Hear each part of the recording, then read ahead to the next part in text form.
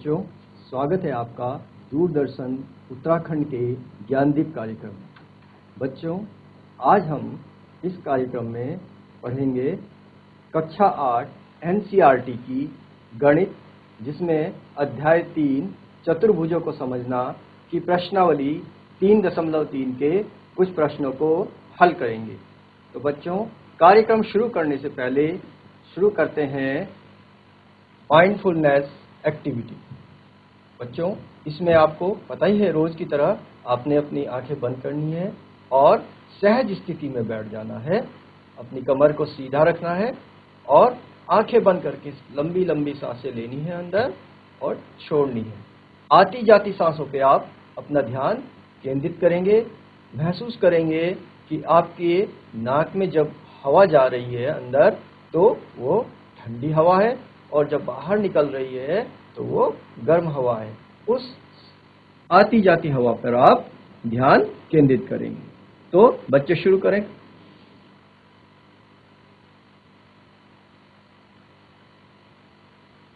ये एक्टिविटी बच्चों आपको 2 से 5 मिनट तक करनी है। इस एक्टिविटी करने से आपकी मानसिक शक्ति का विकास होगा। तो ये बच्चों, ये एक्सरसाइज आप करिए और शुरू करते हैं अब एक्सरसाइज 3.3 का क्वेश्चन नंबर 3। इससे पहले के क्वेश्चन मैं करा चुका हूं आपको, तो क्वेश्चन नंबर 3 करते हैं। क्वेश्चन नंबर 3 में बच्चों दिया है,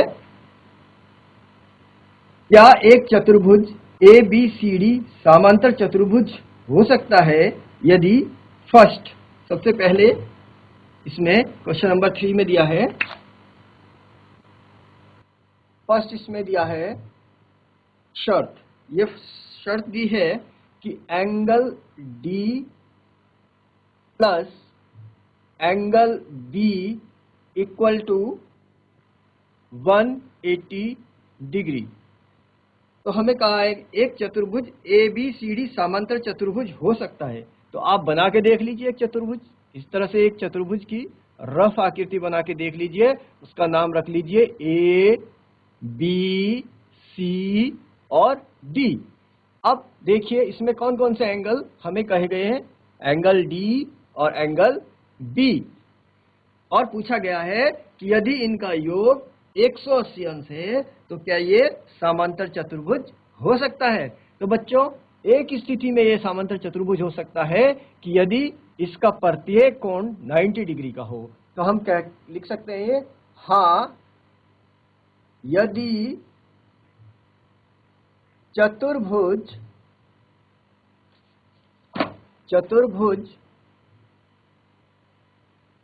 का प्रत्येक कोण 90 डिग्री का हो तो यह समांतर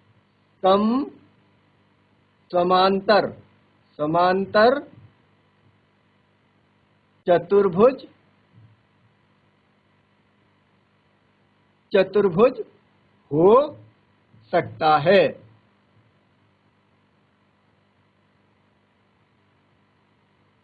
क्योंकि बच्चों एक ही शर्त हमें दी गई है, एक ही बात हमें दी गई है, जबकि समांतर चतुर्भुज होने के लिए अन्य बातें होनी भी जरूरी है कि उसकी सम्मुख भुजाएं समांतर हो और सम्मुख भुजाओं की माप भी बराबर होती है। इसके अलावा उसके सम्मुख कोण भी बराबर होते हैं और आसन्न कोणों का योग 180 अंश होता है। लेकिन एक शर्त दी है, तो एक शर्त के आधार पर इस तरह से यह समांतर चतुर्भुज हो सकता है यदि चतुर्भुज का प्रत्येक कोण 90 डिग्री का हो। तो ये आप लिख लीजिए। अब देखते हैं इसका ही क्वेश्चन नंबर 3 का सेकंड क्या है। सेकंड इसका देख लेते हैं। क्वेश्चन नंबर 3 रहेगा और इसमें सेकंड जो इसका खंड दिया है वो देख लेते हैं। क्वेश्चन वही है कि क्या एक चतुर्भुज ABCD एक समांतर चतुर्भुज हो सकता है। तो इसको बना ही रहने दें, ABCD को एक चतुर्भुज ABCD दिया है और इसमें कहा है AB इक्वल टू, इसमें दिया है AB equal to DC equal to 8 centimetre. और इसके अलावा एडी, एडी जो भुजा दी है, ये सब भुजाएं दी हैं 4 सेंटीमीटर, और बीसी भुजा दी है, और बीसी दी है 4.4 सेंटीमीटर। अब देखिए ए बी कहाँ है, ए बी ये देखिए, ये ए बी है, ए बी भुजा ये है, equal to D C, D C के बराबर है। दोनों की माप क्या है, 8 सेंटीमीटर है, ये भी 8 है, ये भी 8 सेंटीमीटर है, ये भी 8 सेंटीमीटर है। इसके अलावा क्या दिया है, एडी, एडी भुजा देखिए कहाँ है, ये है 4 सेंटीमीटर, और बी, ये क्या है, बीसी भुजा, बी सी भुजा दी है 4.4 सेंटीमीटर, ये 4.4 सेंटीमीटर। अब देख लीजिए समांतर चतुर्भुज में क्या गुण होते हैं। समांतर चतुर्भुज की भुजाओं के आधार पर अगर गुण देखें तो समांतर चतुर्भुज की सम्मुख भुजाएं बराबर माप की होती हैं। तो ये भुजा और ये भुजा तो बराबर नाप की है, लेकिन ये एडी और बीसी बराबर माप की नहीं है, इसलिए ये समांतर चतुर्भुज नहीं हो सकता। तो हम कहेंगे कि दी गई शर्तानुसार, शर्त के अनुसार ए बी सी डी समांतर चतुर्भुज, चतुर्भुज नहीं हो सकता है। क्यों? क्योंकि एडी, एडी जो भुजा है not equal to BC, BC भुजा के बराबर नहीं है, और समांतर चतुर्भुज की, समांतर चतुर्भुज की सम्मुख भुजाओं की माप समान होती है, जबकि यहां ऐसा नहीं है। तो यहां लिख दिए जबकि, जबकि समांतर चतुर्भुज की सभी भुजाओं की, सम्मुख भुजाओं की माप, सम्मुख भुजाओं की, जो सामने की भुजाएं होती है, अपोजिट साइड्स होती है, उनकी माप समान होती है। तो यहाँ ऐसा नहीं है, इसलिए ये समांतर चतुर्भुज नहीं हो सकता। अब देखते हैं क्वेश्चन नंबर 3 को। ये आपने अपनी नोटबुक में नोट कर लिया होगा। अब क्वेश्चन नंबर 3 को देखते हैं। क्वेश्चन नंबर 3 में क्या है। क्वेश्चन नंबर 3 में, क्वेश्चन नंबर 3 मतलब इसी का क्वेश्चन नंबर 3 का तीसरा पार्ट देखते हैं, उसमें क्या शर्त दी है ये जान लेते हैं। चतुर्भुज तो यही है, ए बी सी डी, चतुर्भुज तो यही है, लेकिन इसमें दिया है थर्ड में दिया है angle A equal to 70 degree और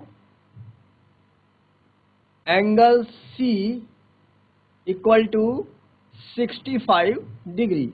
अगर ऐसा है तो क्या ए बी सी डी एक समांतर चतुर्भुज होगा, यह हमें बताना है। एंगल सी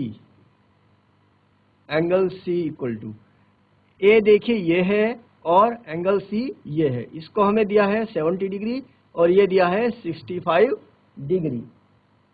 अब हमें बताना है समांतर चतुर्भुज है कि नहीं है। तो समांतर चतुर्भुज के जब आपने गुणधर्म पढ़े थे तो उसमें आपने देखा होगा कि समांतर चतुर्भुज के सम्मुख कोण, देखिए ए और सी क्या है, सम्मुख कोण।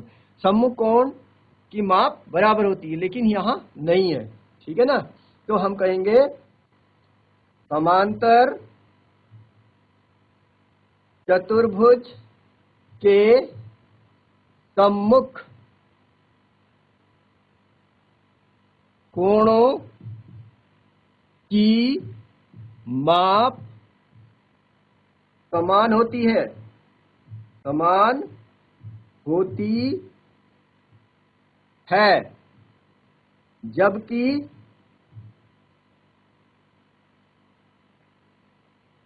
Angle A not equal to angle C, इसलिए दिया गया चतुर्भुज ए बी सी डी समांतर चतुर्भुज नहीं है। तो इस तरह से हमने इसको सॉल्व कर दिया है।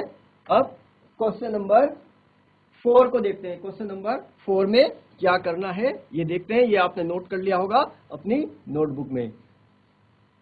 क्वेश्चन नंबर 4 में हम देख लेते हैं कि हमें क्या करना है, ठीक है ना। अब क्वेश्चन नंबर 4 में लिखा है, क्वेश्चन नंबर 4 लिख देते हैं। इसमें लिखा है कि एक चतुर्भुज की कच्ची आकृति खींचिए जो समांतर चतुर्भुज न हो परंतु जिसके दो सम्मुख कोणों की माप बराबर हो। कहा है कि एक चतुर्भुज की आकृति खींचनी है। एक चतुर्भुज आपने बनाना है जो समांतर चतुर्भुज तो नहीं हो लेकिन उसके जो दो सम्मुख कोण हो वो क्या हो, बराबर हो। तो आपने अभी तक पढ़ा ना कि समांतर चतुर्भुज के सम्मुख कोण बराबर होते हैं। तो यहाँ क्या कहा गया, यहाँ दो सम्मुख कोणों की बात की गई, सब कोणों की बात नहीं कही गई, बल्कि कहा गया कि जिसके दो सम्मुख कोण। तो आप जो है ये अपनी नोटबुक में बनाएंगे। मैं तो रफ आकृति बना रहा हूँ, यहाँ पे कच्ची आकृति बना रहा हूँ, तो आप अपनी नोटबुक में बनाएंगे। तो मान लीजिए ये चतुर्भुज है ए बी सी डी। तो इसका ये एंगल और ये एंगल सम्मुख दो कोण इसके बराबर हैं। तो बताना है ये समांतर चतुर्भुज नहीं है। तो फिर क्या होगा ये। अब आप देखिए इस तरह का चतुर्भुज जिसमें ये दो सम्मुख कोण तो बराबर हो लेकिन बाकी कोण बराबर नहीं हो, तो इस तरह के चतुर्भुज को हम पतंग कहते हैं। क्या कहते हैं, पतंग। तो पतंग वाला चतुर्भुज इस तरह से बन सकता है जिसमें ये जो संलग्न भुजाएं हैं, ये वाली संलग्न भुजाओं का ये जोड़ा होता है और एक दूसरा जोड़ा ये होता है, ये बराबर होता है, और सम्मुख कोणों का एक जोड़ा भी बराबर होता है। तो ये पतंग बन सकता है बच्चों। इस तरह से समांतर चतुर्भुज नहीं बन सकता। तो इस तरह के चतुर्भुज का नाम आप लिखेंगे पतंग। अब देखते हैं क्वेश्चन नंबर 5 में क्या है। क्वेश्चन नंबर 5 को देख लेते हैं, इसमें क्या लिखा हुआ है। क्वेश्चन नंबर 5, किसी समांतर चतुर्भुज के दो आसन्न कोणों का अनुपात 3:2 है। समांतर चतुर्भुज के सभी कोणों की माप ज्ञात कीजिए। तो इसके लिए हमने माना समांतर चतुर्भुज PQR, इसके दो आसन्न कोण दिए हैं, आसन्न कोणों का अनुपात दिया है। लिख लेते हैं, दिया है समांतर चतुर्भुज PQRS, हम इसका नाम लिख लेंगे ऐसे ही PQRS, जिसमें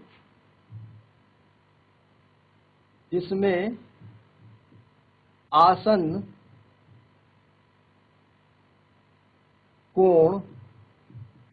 कोणों, आप चतुर्भुज बना के देख लीजिए PQRS, तब हमें पता चल जाएगा आसन्न कोण क्या है, PQR और S। अब देख लीजिए आसन्न कोण क्या है। आसन्न कोण हमें दिखाई दे रहे हैं P और Q। जब एक रेखाखंड के दोनों एंड्स पे कोण बने हों तो उन्हें आसन्न कोण कहते हैं। तो आसन्न कोण क्या हो गए, PQ, जिसमें आसन्न कोणों P अनुपात Q का अनुपात दिया है। कितना दिया है इनका अनुपात, 3:2। 3:2 दिया है। तो समांतर चतुर्भुज के सभी कोणों की माप ज्ञात करनी। तो हमें इस समांतर चतुर्भुज के सभी कोणों की माप ज्ञात करनी है। तो ज्ञात करना है चतुर्भुज के सभी कोणों की माप को, इसको हमने ज्ञात करना है, ठीक है। अब मान लीजिए कोण Q, माना चतुर्भुज, समांतर चतुर्भुज है ना, समांतर भी लिख लीजिए, समांतर चतुर्भुज P Q R S के आसन्न कोण P और Q की माप क्रमशः, इन दोनों की माप क्या हो गई क्रमशः 3x और 2x, जो इनका अनुपात है उसमें x की हमने गुणा करी, तो इस तरह से हमने मान लिया कि इनकी माप 3x और 2x है। अब हमें पता है, तो इसलिए क्या हो जाएगा समांतर चतुर्भुज में कोण P प्लस कोण Q इक्वल टू होगा 180 डिग्री। ऐसा क्यों होगा?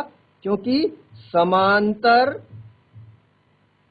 चतुर्भुज के आसन्न कोण संपूरक होते हैं। संपूरक का मतलब आप जानते हैं ना, संपूरक होते हैं। संपूरक का मतलब होता है उनका योग 180 अंश होगा। तो ये संपूरक होते हैं। तो P का मान कितना दिया है, माना है हमने 3x, और Q का मान 2x माना है। दोनों को जोड़ के आना चाहिए 180 अंश। जोड़ लेते हैं दोनों को, 3x प्लस 2x जोड़ा तो आया 5x इक्वल टू आया 180 डिग्री। अब x की वैल्यू निकाल लीजिए, x इक्वल टू 180 अपॉन 5 से इसको डिवाइड करेंगे तो ये 36 बार डिवाइड हो जाएगा। देखिए 5 दिए 15, बच गया 3, 5 छक्के 30, 36 डिग्री आ गया।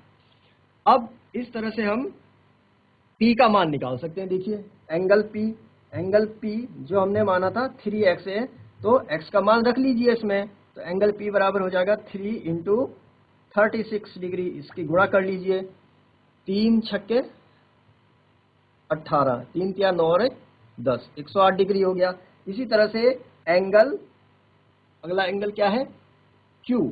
एंगल Q की माप हमने क्या मानी थी, 2x मानी थी, तो 2 इंटू 36 कर लेंगे तो ये आ जाएगा 72 डिग्री। ठीक है ना। तो दो कोण तो ये हमारे निकल गए। अब इसी तरह से P के सामने क्या है, एंगल R है, तो एंगल P इक्वल टू, इसे इधर कर लेते हैं, एंगल R इक्वल टू हो जाएगा एंगल P। क्यों, ऐसा क्यों होगा? क्योंकि समांतर चतुर्भुज के सम्मुख कोण बराबर होते हैं। एंगल R बराबर एंगल P, और एंगल P का मान कितना आया 108 डिग्री। यहां लिख लेंगे समांतर चतुर्भुज के सम्मुख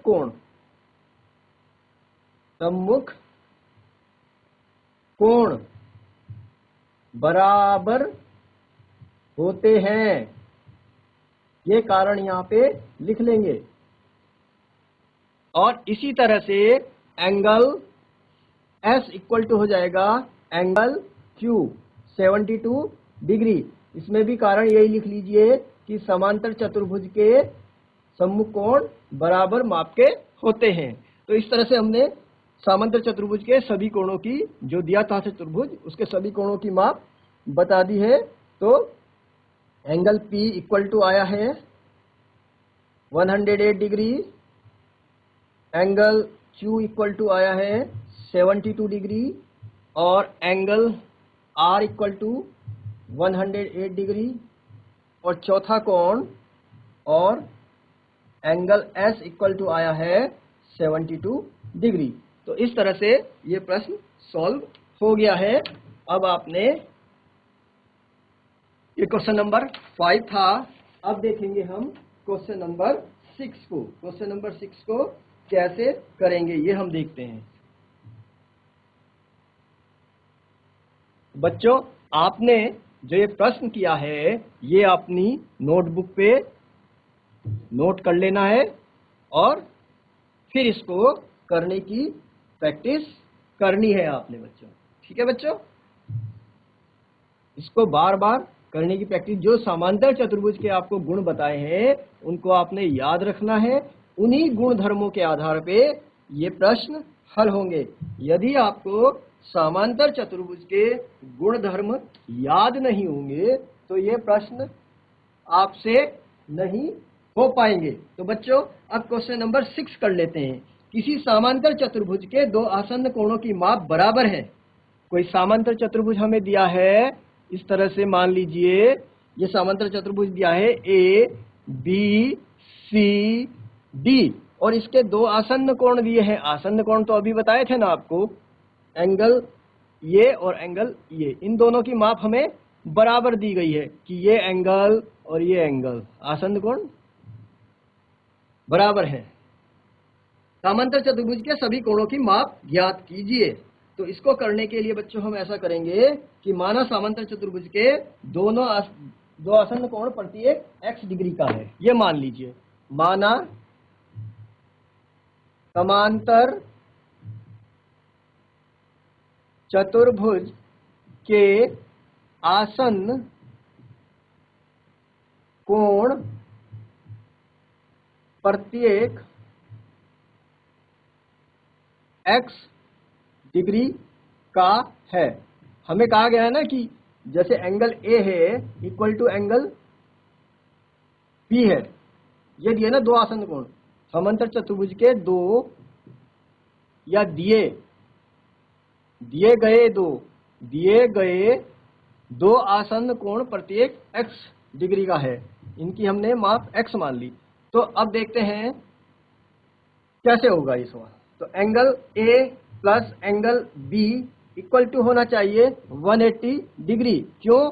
क्योंकि समांतर चतुर्भुज के आसन्न कोण संपूरक होते हैं। तो इनकी माप 180 डिग्री आनी चाहिए। अब ये x है, ये भी x है, तो कितना आ जाएगा 180 डिग्री। 2x इक्वल टू आ जाएगा 180 डिग्री, x इक्वल टू आ जाएगा 90 डिग्री। x इक्वल टू कैसे 90 डिग्री आ गया? अब देखिए 180 को 2 से डिवाइड करेंगे तो 90 तो आ जाएगा। अब यदि x इक्वल टू 90 है, यानी कि एंगल A इक्वल टू 90 है, तो एंगल B भी क्या होगा?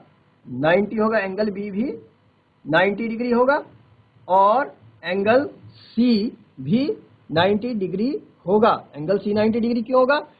A के सम्मुख कोण, समांतर चतुर्भुज के सम्मुख कोण बराबर होते हैं और एंगल D भी क्या हो जाएगा?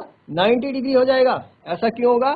क्योंकि B के सम्मुख कोण है। तो इस तरह से ऐसा चतुर्भुज तभी संभव है यदि उसके सभी कोणों की माप, हमें कहा गया था कि सभी कोणों की माप ज्ञात कीजिए। तो हम लिख देंगे समांतर चतुर्भुज के सभी कोणों की माप